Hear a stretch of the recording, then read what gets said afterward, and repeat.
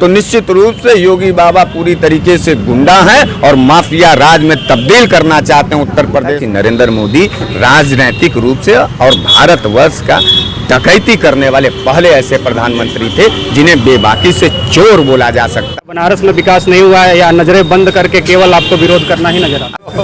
भ्रष्टाचार के काले पैसे से अमित शाह गर्भवती हो चुके हैं, एक बच्चा निकलेगा। हमने इतना चीज आपको समझाया इतना देर से और आप समझ नहीं रहे हैं, सवाल पे सवाल दाग रहे हैं, तो हमको क्रोध नहीं। 100 रुपया के पेट्रोल का सवाल जो है सरकार के लोगों से नहीं पूछ सकते, पूछिएगा भी मत, जेल चले जाएंगे। एक नाजायज रूप से मुकदमा होगा और जहर देके उसी जेल में योगी बाबा मरवा देंगे। तो आजाद समाचार से मैं ये कह रहा हूँ माध्यम से, योगी बाबा को जरूरत हो तो उत्तरी विधानसभा में आकर के हमसे लड़ लें, फरियाद देंगे रजाई। नमस्कार, मैं विश्वजीत कुमार, आप देख रहे हैं आजाद समाचार भारत की आवाज़।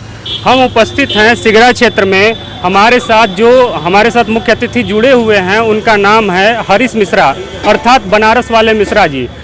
हम आपको अवगत करा दें, बता दें कि मिश्रा जी जनसेवा से जुड़े हुए थे और इसी मुद्दे को लेकर के इस बार के विधानसभा चुनाव में प्रत्याशी भी हैं शाहरुख से। सबसे पहले तो आपको हमारे चैनल की तरफ से शुभकामनाएं सर। सर अब बहुत बहुत धन्यवाद पत्रकार महोदय, और बाबा विश्वनाथ से मैं ये प्रार्थना करूंगा कि यह आज़ाद जो समाचार है ये आज़ाद भारत का ऐतिहासिक समाचार हो और हम जैसे गरीब गुरबों के आवाज़ को बड़ी आज़ादी के साथ सरकार के पटल पर रखें। आमतौर पे हम आपको अवगत करा दें कि इससे पहले भी हम बनारस वाले मिश्रा जी के साथ इंटरव्यू कर चुके हैं, हमारी टक्कर हो चुकी है। टक्कर इस बात की हम कह सकते हैं क्योंकि आमतौर पे देखा जाता है कि मिश्रा जी पत्रकारों को बोलने नहीं देते हैं। कहा यह जाता है कि पत्रकार इनके सामने बोल नहीं पाते हैं। तो हम आपसे ये जानना चाहते हैं मिश्रा जी कि आप पत्रकारों को धमकाते हुए भी कहीं नजर आते हैं, कहते हैं कि बोलेंगे यदि आप तो आपको जेल हो जाएगा। क्या आपको डर नहीं लगता शासन से, सरकार से? देखिए, मैं अपने किसी भी पत्रकार साथी को धमकाता नहीं, मैं सरकार का संदेश देता हूँ। आपको मालूम होना चाहिए पत्रकार जी कि पिछले जो 5 साल का कार्यकाल योगी बाबा का बीता है पूरे उत्तर प्रदेश में, उस उत्तर प्रदेश में पत्रकारों की हत्या का आप रेपोदर उठा के देख लीजिए। देखने के बाद यह लगता है कि लोकतंत्र के चौथे स्तंभ को बंदूक के नाल पर दहशत में रखा जाता है। मेरे बड़े मासूम जो पत्रकार साथी होते हैं उनको मैं एडवाइस करता हूं कि सरकार बड़ी हत्यारी है और सर इस ऐसे हत्यारी सरकार के सामने आप सवाल पूछेंगे तो कहीं आपकी हत्या न हो जाए, आपको जेल न भेज दिया जाए। तो मेरा लगाव अपने पत्रकार साथियों के साथ रहता है। मैं जानता हूं कि एक पत्रकार जब घर से निकलता है तो तमाम घर परिवार की उम्मीदों के साथ उसके ऊपर जो है उसके कंधों पर देश की भी उम्मीदें जुड़ी रहती हैं। वो उम्मीदों को जब वो पूरा करने लगते हैं पत्रकार जी, तब ऐसे में पुलिसिया तांडव उनके सरों पर होता है। तो मैं अपने होनहार और अपने विद्यमान जो हमारे पत्रकार साथी हैं, मैं उनकी जान बचाना चाहता हूं, मैं उनको जिंदा रखना चाहता हूं। इसलिए योगी की जो क्रूर शासन चल रही है, भाजपा का जो हत्यारी सरकार चल रही है, वो पत्रकारों को गोलियों के दांव पर रखना चाहती है, गोलियों से उनको छलनी करना चाहती है। तो पूरी तरीके से दहशत का माहौल जो बनाना चाहती है भारतीय जनता पार्टी, उससे मैं अपने पत्रकार साथियों को बचाना चाहता हूँ। मेरा प्रश्न भी यही था कि जिस प्रकार पत्रकारों के ऊपर आप बता रहे हैं कि उनके ऊपर दहशत है और भय का माहौल है, क्या आप बेबाकी से सरकार के खिलाफ आवाज़ उठाते हैं? आपको ऐसा डर नहीं लगता? आपका भी तो परिवार होगा। मैं देखिए बनारसी आदमी हूँ और बनारस की एक कहावत है कि पूरे देश से लोग, विदेशों से लोग यहाँ मोक्ष प्राप्ति के लिए आते हैं। ये मेरा भाग्य की बात है कि मैं मोक्ष के लिए थोड़ा ज़्यादा लालायित हूँ। देखिए मैं क्यों डरूं पत्रकार महोदय, घर में बच्चों की किल्लत हो, ज़रूरतों की जो किल्लत है उसको इस दौर में पूरा नहीं किया जा पा। आज ही मैं अपने पत्नी से बात कर रहा था, जो राशन 2000, 2500, 3000 के बीच में आ जाता था, आज उस राशन का जो रेट लिस्ट निकल करके आ रहा है वो 5600, 6000 और 6200, 6500 का आ रहा है। आप समझिए इसका इक्वल आप देखिए तो दुगनी महंगाई हो गई। कमाई बढ़ा नहीं है। कोरोना काल के बाद से तमाम लोगों की छटनियाँ शुरू हो गई हैं और जो लोगों की कमाई थोड़ी बहुत बची थी वो भी चली गई है। इस दौर में परिवार चलाना एक बड़ी चुनौती है। बिना परिवार के लोग ये चाहते हैं कि पूरा उत्तर प्रदेश बिना परिवारों की तरह, बैलों की तरह, गैर जिम्मेदारों की तरह, गुंडों और माफियों की तरह परिवार विहीन होकर के तांडव मचावे। तो मैं इस तांडव से बचाने के लिए उत्तर प्रदेश के लोगों के लिए मैं बोलता हूं, किस बात का डर होगा पत्रकार महोदय? डर तो जलालत भरी रोटी का है, डर तो दहशत भरे माहौल का है, डर तो हिंदू मुसलमान के दंगा का है, डर तो मंदिर और मस्जिद के सवाल का है। हमको शिक्षा, हमारी क्या अपराध है, हमको क्यों डर लगेगा?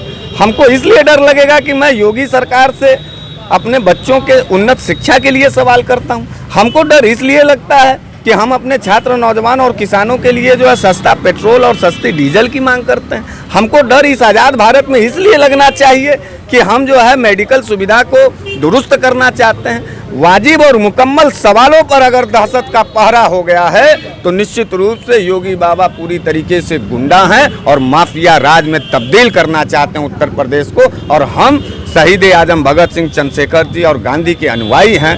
हम हिंसा तो नहीं करना चाहते हैं, लेकिन हिंसा का जवाब बड़े बेबाकी से हिंसा के साथ भी देना जानते हैं। एक बड़ा सवाल हरीश जी कि जैसा कि आप भारतीय जनता पार्टी के ऊपर आरोप लगाते रहते हैं और वर्तमान में आप चुनाव लड़ने की तैयारी कर रहे हैं, वो भी कांग्रेस पार्टी से, जिस कांग्रेस का जनाधार जो है वर्तमान में एक प्रकार से माना जाए तो शून्य हो चुका है। और यूं कहा जाए तो कांग्रेस जो है नेतृत्व विहीन हो चुकी है। कई आरोप पिछले सरकारों में, जब कांग्रेस की सरकार थी तो उसके ऊपर भी कई घोटालों का आरोप लगा था। तो आपने भारतीय जनता पार्टी का दामन नहीं थामा, क्योंकि आप कहते हैं कि मुझे विपक्ष में रहना पसंद है, कई बार आप कह चुके हैं। तो कांग्रेस को ही आपने क्यों चूज किया, क्यों चुना आपने? देखिए, भारतीय जनता पार्टी ने बड़ा अनर्गल आरोप कांग्रेस के ऊपर लगाया। जिस समय, देखिए, हम बनारसी लोग हैं, अन्याय के खिलाफ हमेशा रहते हैं। भारतीय जनता पार्टी ने अनर्गल और झूठा आरोप लगाया कांग्रेस पार्टी के ऊपर। हमको बताइए ना कि कोलिज्म का जो आरोप था मनमोहन सिंह जी के ऊपर, वो आरोप क्यों सुप्रीम कोर्ट ने खारिज कर दिया? आप हमको बताइए, 2G स्पेक्ट्रम पर का जो आरोप था उसमें कोई एक कांग्रेसी क्यों नहीं जेल चला गया? उसको जो है बरी कर दिया गया। हम आपसे जो है आयल सेक्टर का जो आरोप था P चिदम्बरम साहब के ऊपर, वित्त मंत्रालय, विदेश मंत्रालय का जो मामला था, तमाम 5-6 बड़े आरोप थे जो झूठे आरोप थे। नरेंद्र मोदी जी झूठ के बुनियाद पर राजनीति करते हैं। नरेंद्र मोदी जी को लाशों पर राजनीति करने का बहुत बड़ा शौक है। मैं हत्यारों के साथ राजनीति नहीं करना चाहता हूँ। मैं दगाबाजों के साथ जो है राजनीति नहीं करना चाहता हूँ। मैं अपने इस देश और इस माटी के आबरू को बचाना चाहता हूँ। मैं इस देश का नौजवान लीडर हूँ। मैं जानता हूँ, मैं गरीब गुरबों के घरों में जाता हूँ। शायद भारतीय जनता पार्टी के लोग सिर्फ और सिर्फ भाजपा के लिए लड़ रहे हैं, इसलिए उनको मेरी बात बुरी लगती है। मैं भारत के लिए लड़ रहा हूँ, इसलिए भी उनको ये बात बुरी लगती है। देखिए, भारतीय जनता पार्टी पूरी तरीके से कांग्रेस को आरोप में लेके आती है और बिना कांग्रेस के उनकी राजनीति की भी स्टार्ट नहीं होती है। मैं कांग्रेस को इसीलिए चुना कि आज भी गांधीवादी विचारधारा अगर कहीं जिंदा है किसी राजनीतिक दल में तो वो कांग्रेस पार्टी में है।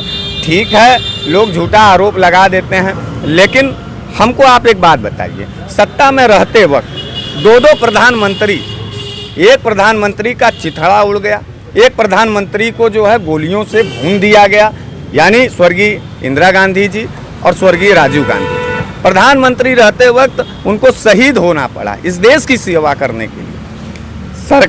सरकार जो विपक्ष की सरकारें थी वो उन हत्यारों के साथ हाथ मिला करके कांग्रेस के वर्तमान प्रधानमंत्रियों के मारने में अपना उनका साजिश था। तमाम आरोप निकले थे, वो फोर्स आरोप उस समय वक्त भी था। अटल बिहारी जी और लाल कृष्ण आडवाणी जी लेके दौड़ रहे थे, एक आरोप भी सिद्ध नहीं हो पाया। तो झूठ के बुनियाद पर आरोप लगा करके और जनता को बरगला करके सिर्फ और सिर्फ देश की संपत्ति को बेचना ही मुख्य एजेंडा भारतीय जनता पार्टी का है। पत्रकार महोदय, मैं अपने देश को बनाने के लिए अपने घर से निकला हूं, मैं अपने देश को बेचने के लिए घर से नहीं निकला हूं। यही मुख्य कारण है कि मैं भारतीय जनता पार्टी से नफरत करता हूं और मैं भारतीय जनता पार्टी को आज के तारीख में अंग्रेजों का चाटुकार और अंग्रेजों का दलाल और एजेंट समझता हूं, जो ब्रिटिश सरकार में उस वक्त भी।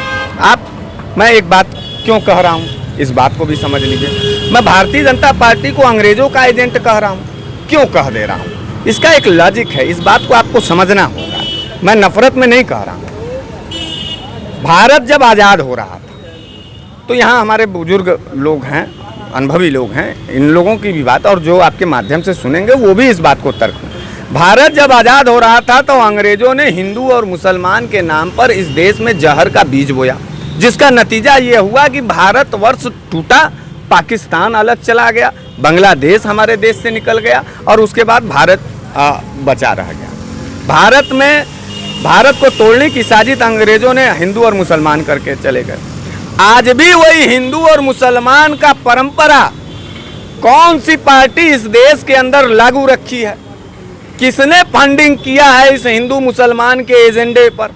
किसने, कौन चाहता है कि भारत बर्बाद हो जाए? जो भारत विरोधी लोग हैं, जो भारत के खिलाफ लोग साजिश करते हैं, पड़ोसी जो मुल्क हैं, वो लोग इस देश के अंदर भारत को बेचना चाहते थे, भारत को तोड़ना चाहते हैं। और वही एजेंडा जो है भारतीय जनता पार्टी उन विदेशी ताकतों से पैसा लेकर के या फिर उन विदेशी ताकतों से भारत को बर्बाद करने का ठेका लेकर के भारतीय जनता पार्टी हिंदू और मुसलमान कर रही है। आप हमको बताइए कि मैं अगर गलत कह रहा हूँ तो कहिए। अंग्रेज़ों ने हिंदू मुसलमान की लड़ाई दी थी और आज भी हिंदू मुसलमान की लड़ाई अगर भारत में चल रहा है तो वो अंग्रेज़ों की पैदाइश है, और जो भी लोग चला रहा है वो अंग्रेज़ों के एजेंट हुए। तो भारतीय जनता पार्टी आज भी अंग्रेज़ों के एजेंट के बतौर भारत को तोड़ना चाहती है, बांटना चाहती है, बर्बाद करना चाहती है। Right to education, right to information, right to food, ये सब जो बड़े कानून थे, मनरेगा, ये सब जो बड़े कानून थे, ये कांग्रेस ने दिया। आप हमको बताइए ना, 7 साल में एक भी कानून जो जनता के हितैषी का हो। एक कानून इन्होंने कृषि कानून 3 ठो लागू किया है। देश पूरा देख रहा है, देश रोटी के लिए तड़प रहा है। और ऐसे दौर में, कोरोना काल के दौर के बाद, देश जो है, देश का किसान 9 महीने से बैठा हुआ है दिल्ली में। जाड़ा बीत गया, गर्मी बीत गया, बरसात बीतने को आया है। पत्रकार महोदय, ये इंसानी परस्त लोग नहीं हैं, ये शैतानी परस्त के लोग हैं। इस देश की आत्मा रो रही है, यानी किसान रो रहा है। और उस देश का जो है प्रधानमंत्री लाल किला पर जो है बैरिकेटिंग कराता है और उसके बाद डर का माहौल बनाता है।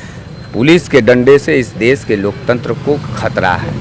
पुलिस को आगे कर करके इस देश में शासन चलाना चाहती है योगी और मोदी की भारतीय जनता पार्टी। ये कायर लोग हैं और गद्दारों के कोख से पैदा हुए सावरकर और हेडगेवार के जो है, इनका पूरा का पूरा जो गोलवरकर का जो नीति है वो यहाँ वो है। लेकिन भारतीय जनता पार्टी तो कहती हुई नज़र आती है हमेशा कि देश में बेरोजगारी जैसी, महंगाई जैसी कोई समस्या नहीं है। और जिन कंपनियों को आप बेचने की बात कर रहे हैं, वो कह रही है कि कंपनियां घाटे में जा रही थी, जिसके द्वारा हमने उनको प्राइवेट सेक्टर में दे दिया, हमने बेचा नहीं। मनमोहन सिंह अपनी सारी नौकरी छोड़ करके इस देश के सेवा के लिए आते हैं, वित्त मंत्रालय संभालते हैं।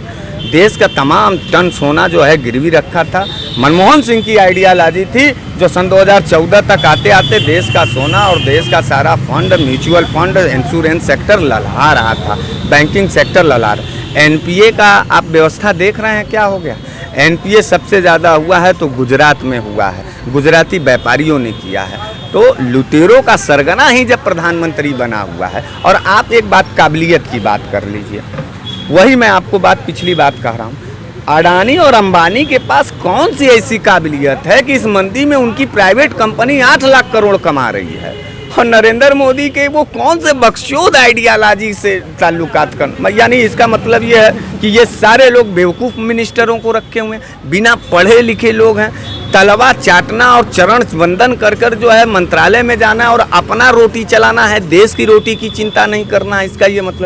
इसका मतलब ये है कि ये काबिल तारीफ नहीं थे। आफत आएगा ये देश बेचेंगे, आफत में ये देश को बचा नहीं सकते। कोरोना काल का पीएम केयर फंड का पैसा का जवाब आज तक न मिल पाना, इसका ये मतलब था कि नरेंद्र मोदी राजनैतिक रूप से और भारतवर्ष का डकैती करने वाले पहले ऐसे प्रधानमंत्री थे जिन्हें बेबाकी से चोर बोला जा सकता है। इसीलिए शायद राहुल गांधी ने इस नारा को दिया था कि चौकीदार चोर है। तो इस चौकीदार चोर है को जनता ने हाथों हाथ लिया था और वहाँ एक ट्रेंड चला था, मैं भी चौकीदार करके। तो आप कैसे सत्यापित कर सकते हैं इसको कि चौकीदार वास्तव में चोर है, क्योंकि जनता ने तो नकार दिया इस बात। देखिए काबिले तारीफ होना चाहिए। आप जीडीपी बढ़ा दिए होते। आप इस समय जानते हैं आपकी जीडीपी क्या है? माइनस में चल रहा है। कभी भी नरेंद्र मोदी जी की काबिलियत की आधा या उनके कैबिनेट की काबिलियत आप उठा के देख लीजिए। नरेंद्र मोदी जी जब से सत्ता संभाले हैं तब से जीडीपी घटता चला गया है, गिरता चला गया। तो इसका यह मतलब है कि वो काबिले तारीफ नहीं। नरेंद्र मोदी जी जब से सत्ता में बैठे हैं तब से कोई एक नई चीज़ भारत सरकार को नहीं दिए हैं, वो सारी चीज़ें बेचते चले गए। रेल, भेल, सेल एंड तेल, ये बड़ी सेक्टर है, ये बिक गए। कहाँ बिके? अडानी और अंबानी के पास भी थे। 3 काले कानून जो भारत की आत्मा है, जिसे हम किसान कहते हैं और अपने धरती का भगवान कहते हैं, 3 काले कानून लागू किए गए। उन तीनों काले कानून में अडानी अंबानी के फायदे के लिए काम किए गए। कानून सन 2017 में पास होता है और सन 2016 में कानून का जो एजेंडा है वो लाया जाता है, प्रस्ताव सन 2017 में, और सन 2016 में ही अडानी के पूरे देश भर में 900 से ज़्यादा जो है कि स्टोरेज बन जाते हैं। तो मित्र, इस बात को स्वविवेक से भी सोचना चाहिए। ये देश सिर्फ बनारस वाले मिश्रा जी का नहीं है पत्रकार, इस देश की आप भी पैदाइश हैं। ईमानदारी से पत्रकारिता करिए और स्वविवेक से आप आकलन करिए। ये जो लोग भी सुन रहे हैं, इनका भी अगर अंतरात्मा और स्वविवेकी होंगे तो ये सोचेंगे, घर हमारा जल रहा है पत्रकार, बचाने हम ही आएंगे, कोई और नहीं आएगा। इसलिए मैं आपसे ये कहना चाहता हूँ कि भाजपा, कांग्रेस, सपा और बसपा के लड़ाई को अब छोड़ दीजिए। देश पूरी तरीके से सुलग रहा है, झुलस रहा है, देश बर्बादी के कगार पे खड़ा हुआ है। आप पूरे देशवासियों को नंगा कर दिए हैं नरेंद्र मोदी और कह रहे हैं कि अच्छे दिन आ गए। इस नंगेपन को अच्छा दिन कहा जाता है? 100 रुपया का पेट्रोल इसी भारतवर्ष में और डीजल के लोग ले रहे हैं, यही भारत से, और इसी भारत से सप्लाई होती है। नेपाल में 65 रुपया का पेट्रोल मिल रहा है और श्रीलंका में जो है 72 रुपया का मिल रहा है। आप बताइए कौन सी आइडियालॉजी है, कौन सा सेक्टर है? आप आरबीआई का पूरा फंड खत्म कर दिया गया। 3.5 लाख करोड़ रुपया नरेंद्र मोदी ने जबरदस्ती उर्जित पटेल से नोटबंदी कराने के बाद लिया देश के विकास के लिए। कौन सा देश का डैम बना दिए हैं? कौन सा देश में नई रॉकेट लॉन्च कर दिए हैं? कौन सा लेके आए तो क्या? अंबानी का राफेल, उसमें भी फ्रांस में जांच चल रहा है।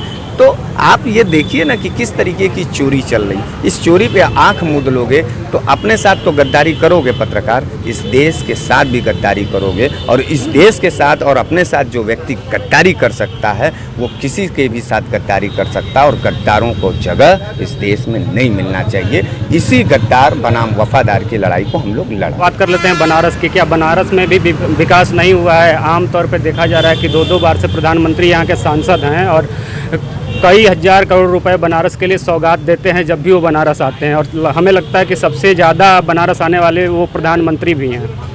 तो आप किस दृष्टि से देखते हैं, क्या बनारस में विकास नहीं हुआ है या नज़रें बंद करके केवल आपको विरोध करना ही नजर आता है? आप नज़र खोल के देख लीजिए ना, हमने आपके नज़र को बंद किया। माँ गंगा ने बुलाया था, हमारे मत रहो, भाजपा के भी नहीं हैं आप, माँ गंगा के हैं, बाबा विश्वनाथ के हैं, हिंदू हैं ना। मंदिर टूटने पे दर्द नहीं हुआ? औरंगजेब से ज़्यादा क्रूर शासक अगर इस देश के अंदर, आज़ाद भारत के अंदर हुआ कोई तो नरेंद्र मोदी हुआ। सबसे ज़्यादा हिंदू शासक कोई अगर इस देश के अंदर, इतिहास लिखा जाएगा कि इस देश के अंदर सबसे ज़्यादा कोई हिंदू शासक अगर था और जिसने मंदिरों को सबसे ज़्यादा तोड़वाया, वो नरेंद्र मोदी का नाम आएगा। पहली बात, माँ गंगा का स्थिति दुरुस्त हो गया है, माँ गंगा ने बुलाया था। माँ शब्द कह देना और माँ शब्द के भावनाओं को अपने एक पुत्र की निगाह से जोड़ लेने में बड़ी दिक्कत होती है। नरेंद्र मोदी जी अपने माँ बाप के नहीं हुए, जो अपने माँ गंगा का नहीं हुआ वो मेरा क्या हो। माँ बोलते थे, माँ का आंचल जाके देख लीजिए। इसी कोरोना काल में हजारों हजार लाशें बहाई गई। लोग हिंदू का ठेका, जो चीज़ नरेंद्र मोदी और योगी बोले समझ जाइए उसके ऊपर आफत आने वाला। हिंदू बोल रहे थे, आज हिंदू का रोजगार छीना गया है, आज हिंदू सबसे ज़्यादा मारे गए हैं, आज हिंदू महंगाई के वजह से परिवार भिकटन पर है, आज सबसे ज़्यादा हिंदू किसान बर्बाद की कगार पर है, आज सबसे ज़्यादा हिंदू नौजवान बेरोजगारी के आधार पर जो है अपराध के तरफ जा रहा है, आज सबसे ज़्यादा हिंदू गरीब जो गुरबा है वो अपनी जगह ज़मीन बेचने को मजबूर है। वाजिब पैसा नहीं मिल रहा है, लोग घर और ज़मीन बेचने पर मजबूर हो चुके हैं। क्या बात आप कर रहे हैं? विकास का मानक सड़क सन 2000, याद आप एक ईमानदार और सच्चे हैं, ये सड़क सन 2014 से पहले नहीं था बनारस में। ये डिवाइडर सन 2014 से पहले नहीं था बनारस में। काशी वाराणसी का स्टेशन सन 2014 से पहले नहीं था बनारस में। मंडली अस्पताल सन 2014 से पहले नहीं था बनारस में। ट्रामा सेंटर सन 2014 से पहले नहीं था बनारस में। BHU सन 2014 से पहले नहीं था बनारस में। DLW सन 2014 से पहले नहीं था बनारस में। संस्कृत की सबसे बड़ी राजधानी या बनारस के अंदर संपूर्णानंद की विश्वविद्यालय संपूर्णानंद विश्वविद्यालय नहीं था बनारस में। तो आप एक बात बताइए, जब सब चीज़ पहला था, विकास का मानक के मैं बात कर रहा हूँ, तो जब ये सारी चीज़ पहले ही बन गई थी तो आप क्या सड़क बनाने के लिए आए थे? आप सस्ती रोटी देने के लिए आए थे, आप बहन बेटियों की इज्जत और आबरू बचाने के नाम पर आए थे, आप किसानों की दुगनी आय करने के नाम पर आए थे, आप 2 करोड़ नौकरियां प्रतिवर्ष देने के नाम पर आए थे, आप विदेशों से काला धन लाने के लिए आए थे, आप कह रहे थे कि देश के अंदर की जो सारी संपत्तियां उसको दुगना हम कर देंगे। सारा चीज़ मैं गिनाया हूँ, ज़मीर और अब दिल पर हाथ रख करके पत्रकार साफ साफ बताओ, इसमें देश को इन्होंने बर्बाद किया है या फिर देश को बताया? ये सारी चीज़ें उनका एजेंडा है। आज आपकी हैसियत और औकात सरकार के निगाह में जानते हो क्या है? 5 किलो के झोले में भिखारियों की तरह सड़ा हुआ 5 किलो अनाज आपको मिल रहा है। मीडिया जाके उठा दिया, आप पत्रकार हैं, तमाम लोगों का मैंने रिपोर्ट देखा है। ब्राह्मणों की सबसे ज़्यादा हत्या की गई, दलितों के ऊपर सबसे ज़्यादा जो है हमला किया गया, बहन बेटियों की पल्लू खींची गई इसी पंचायत चुनाव में। कौन सा विकास का मानक आप देख रहे हैं? पोस्टर लगवाए हैं योगी बाबा, पता नहीं, मैं तो सर्वे एजेंसी के मैनेजर को खोज रहा हूं और बड़ी मार मारूंगा पत्रकार, इस बात को मैं जानता हूँ। वो भारत, नरेंद्र मोदी और योगी और पूरी भारतीय जनता पार्टी हम लोगों को किस तरीके से बेवकूफ़ समझती है, उनके बयान से इस बात को साबित किया जाता है। नंबर 1 स्मार्ट प्रदेश है, ये नरेंद्र मोदी जी का संसदीय क्षेत्र है। आप स्मार्टनेस का किससे मैं जानना चाहता हूं हरीश जी कि जो हजारों करोड़ रुपए का सौगात आया वो आखिर गया कहां? गुजराती ठेकेदारों के फर्म से वापस लौट करके अमित शाह के बड़े वाले पेट में चला गया है। अमित शाह गर्भवती हो गए हैं, किससे? भ्रष्टाचार से। भ्रष्टाचार, गर्भवती हैं इस समय। भ्रष्टाचार के काले पैसे से अमित शाह गर्भवती हो चुके हैं। एक बच्चा निकलेगा जिसका नाम विकास होगा और वो शाह परिवार का लाडला होगा।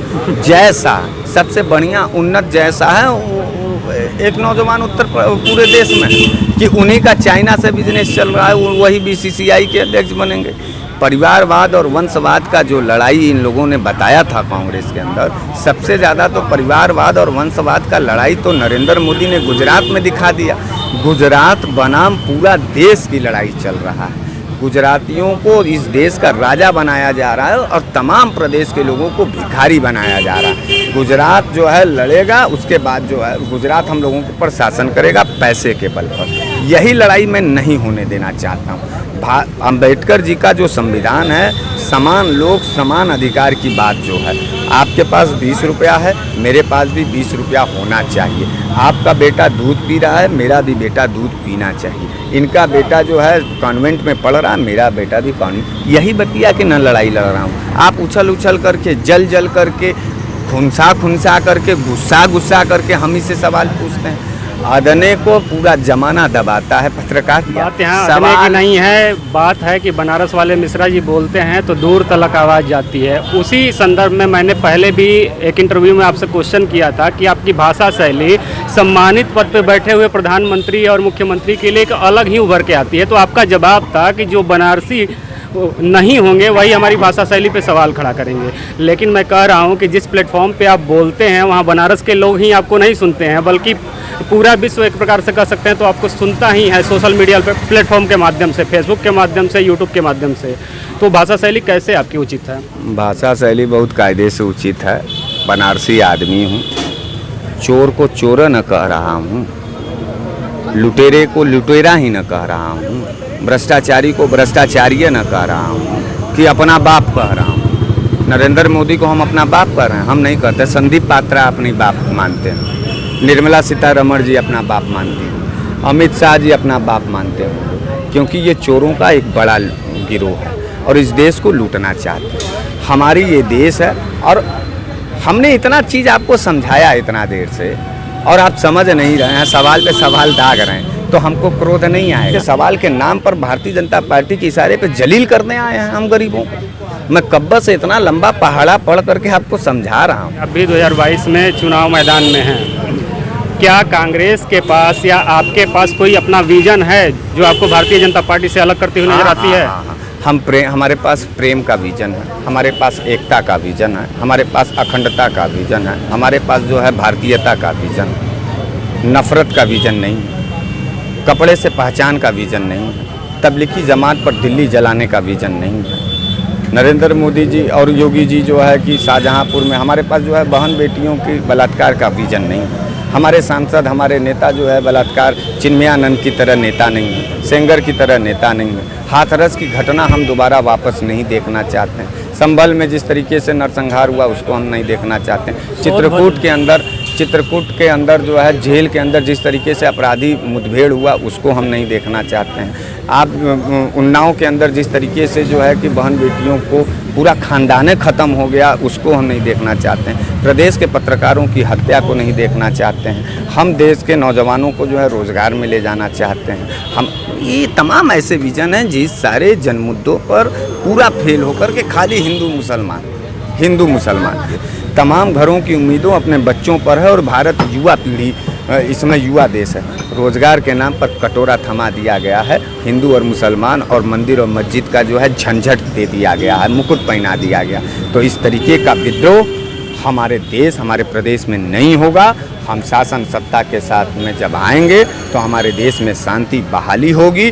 सबको एक जो दहशत और डर का माहौल बना दिया है योगी ने, जो जातिवाद का जहर घोल दिया है, धर्मवाद का जो एक आग लगा दिया है, इसको मैं ठंडा करूंगा। एकता के साथ इस प्रदेश के अंदर हम लोग उन्नति की तरफ जाएंगे। हमारे पास हमको मेट्रो तो पुरानी सरकार दी थी, कितनों चोर थी। हमको तो आगरा एक्सप्रेसवे पुरानी सरकार दी थी, कितनों चोर थी। हमको तो जो है कि FCI से जो कोटा जो राशन का दुकानें, सरकारी गल्ले की दुकान, उस पे मिलता था। कभी भी कोई हमको एहसान जताने वाला सरकार नहीं था। हमको तो तमाम जो है कि पहले भी भ्रष्टाचार हुआ करते थे, लेकिन सभी सरकारी अस्पतालों में गांव गिराव तक PSC CSC जो अस्पतालें हुआ करती थी, प्रजनन से लेकर के और जननी सुरक्षा तक का जो है इंश्योरेंस और सारे डॉक्टर मिलते थे। कौन सा चीज़ आपको नया मिल गया है? हम यही नया चीज़ आपसे पूछना चाहते हैं। आपके पास खुद जवाब नहीं होगा। आप 100 रुपया के पेट्रोल का सवाल जो है सरकार के लोगों से नहीं पूछ सकते, पूछिएगा भी मत, जेल चले जाएंगे। एक नाजायज रूप से मुकदमा होगा और जहर देके उसी जेल में योगी बाबा मरवा देंगे। योगी बाबा हत्यारे हैं, योगी बाबा लुटेरे हैं और योगी बाबा भगवा ओढ़ करके इस देश के अंदर बलात्कार के एक बड़े प्रतीक हैं। उनके सांसद मिनिस्टरों ने इस बात को कहा। तो बलात्कार, गलत को गलत कहना सीख लो। सच्चे बनारसी अगर होगे, गुजरात से आए हुए पेटेंट आदमी रहोगे, हमारे बात को आप बुरा मान जाओगे। लेकिन खाटी बनारसी अपने बनारस और बनारसियत को बचाने के लिए हम खड़े हैं और हम अपने बनारस को बचाएंगे। चाहे लाख आरोप आपका हो, लाख आरोप भारतीय जनता पार्टी का हो, हम उनसे कदम कदम पर लड़ेंगे और अपने बनारस को बचाएंगे। इस बात को जान लीजिए।